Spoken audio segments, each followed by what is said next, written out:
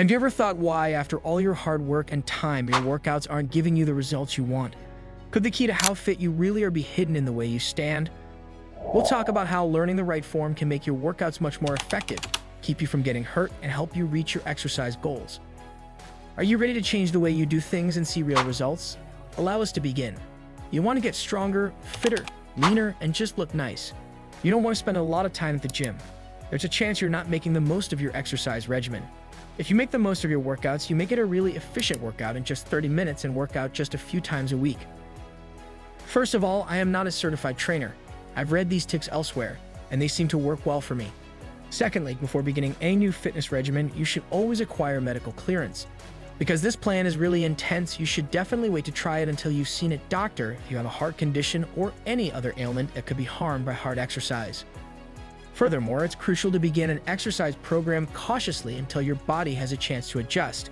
If you don't, or if you have already been checked out, you risk injury or burnout. This program isn't for beginners, rather it's meant for those who are already exercising but want to see better results faster and with less effort. This is the procedure. Set aside 30 to 40 minutes for your workouts. Although it's common for those who genuinely want to get the most out of their workouts to spend a lot of time at the gym, the benefits start to diminish after 30 or 40 minutes. You would have to decrease the intensity of your workout in order to go that long, which indicates that you are exercising for an excessive amount of time. Exercise at a higher intensity for a shorter period of time is preferable. High-stress exercises. When beginning an exercise regimen, it's advisable to start out slowly.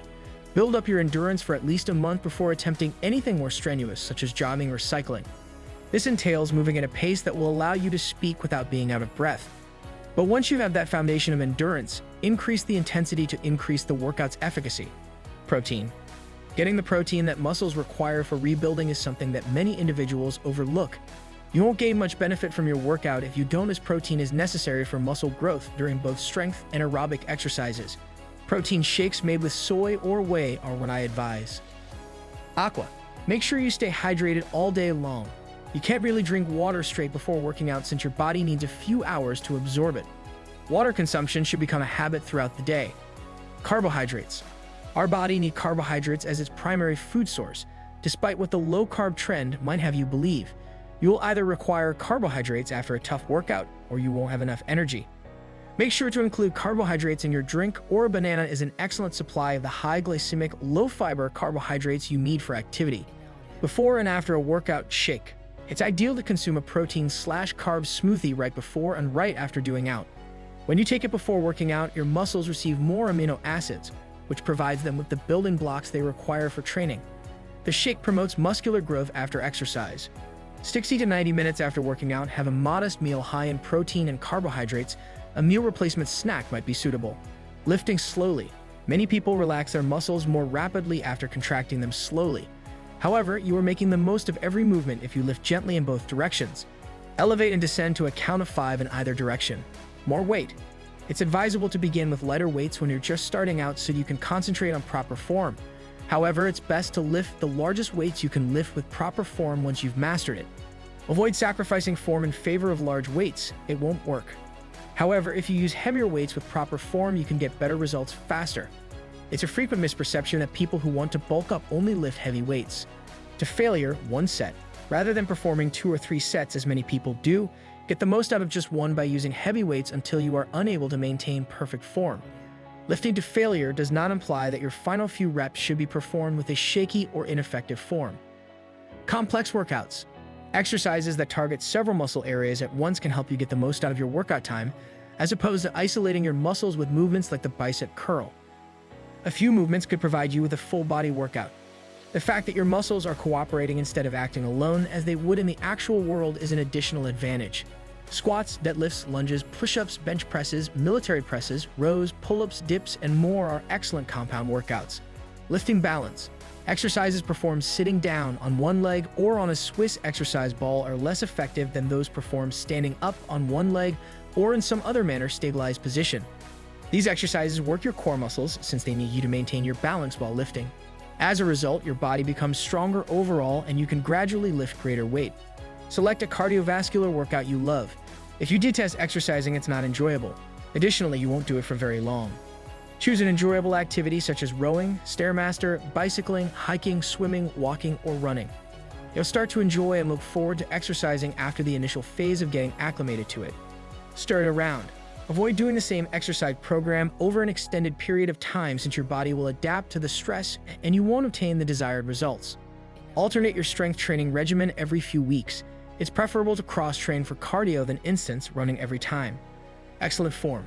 Form is crucial for all forms of exercise, but it's especially crucial for strength training and swimming. Start with less weights during strength training so you can focus on form. Having a knowledgeable trainer or spotter who understands proper form can be beneficial throughout the first month or two. Never give up form to lift more weight. You'll need to hire a coach to teach you proper form for swimming. Hills. You should include hills into your fitness regimen if you ride, walk, or run after the first month or two of doing it at a leisurely pace on flat terrain. These can help you become stronger and maximize the little time you have for exercise. Once you're used to hills, you can pick up a nice pace but start out slowly. Opt for a steep route or perform repetitions on a single hill. Circuits. One common error that individuals do is performing the same exercise in many sets without taking a break in between. This is a waste of your training time since it prevents your muscles from recovering.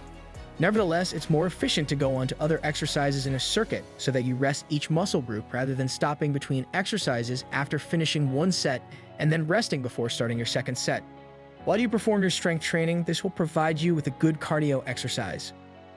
Considering all of these suggestions, the best course of action would be to switch between 2 to 3 days of intense strength training and 2 to 3 days of intense cardio. If you work out for 4 days at a high level, you could get by. 30 to 40 minutes of circuit training with little to no rest in between exercises within a circuit and a brief break if you perform multiple circuits would be considered high-intensity strength training.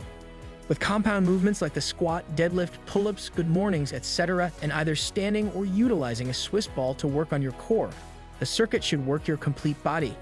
Using larger weights and dedicating one set to each exercise, you should perform them slowly 5 seconds up, 5 seconds down to the point of exhaustion and with proper form for every movement. You would consume a protein shake both before and after working out, as well as a modest protein meal between 60 and 90 minutes after working out.